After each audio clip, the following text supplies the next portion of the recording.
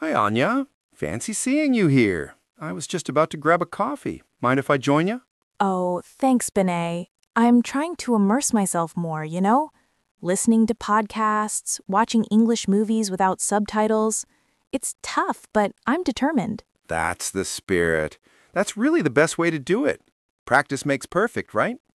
So, what brings you to this part of town? Well, I had an appointment nearby, and I thought I'd treat myself to a nice coffee afterward. This place has a great vibe, don't you think? Absolutely.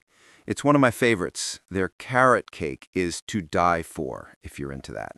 Ooh, really? I might just be tempted. My English teacher always says I should try to branch out and try new things, even food. Well, there you go. Teacher's orders. Speaking of which, have you been able to put any of the new phrases into practice? A little bit. I tried using I'm under the weather the other day when I had a cold, and my host family understood immediately. It felt great. See? You're doing brilliantly. That's a really common one. Thanks.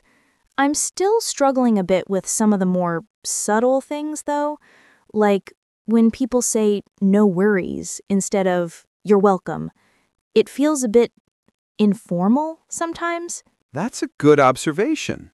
No worries is definitely more casual. You'll hear it a lot in Australia and the UK especially, and it's becoming more common everywhere. It basically means don't stress about it or it's no trouble at all. It implies there was no inconvenience.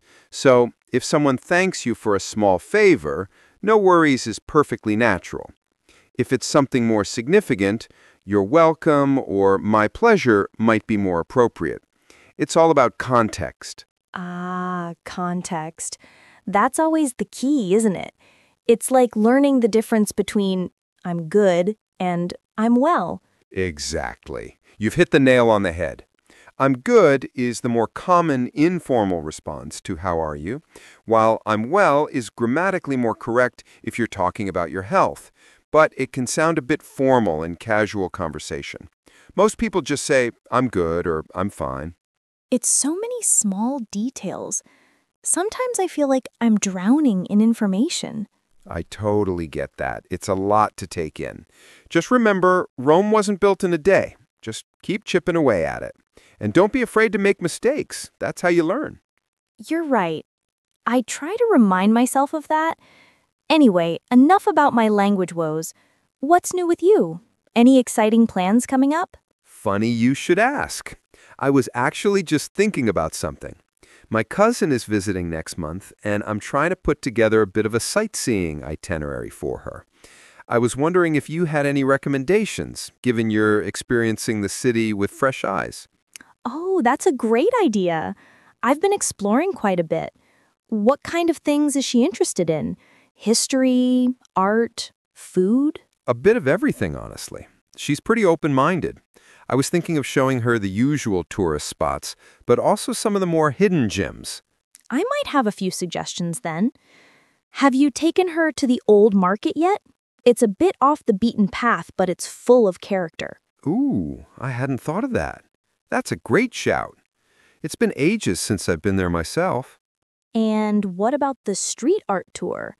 I went on one last month and it was incredibly insightful. You learn so much about the city's culture and history through its murals. That's brilliant. I wouldn't even have considered that. You're a lifesaver, Anya. Happy to help. It's nice to feel like I'm contributing something for a change, rather than just asking questions about idioms. Nonsense. Your questions help me remember how many weird phrases we have. So, do you fancy a stroll through the park after this? It's a gorgeous day, and it'd be nice to stretch our legs. That sounds lovely. I could definitely use some fresh air.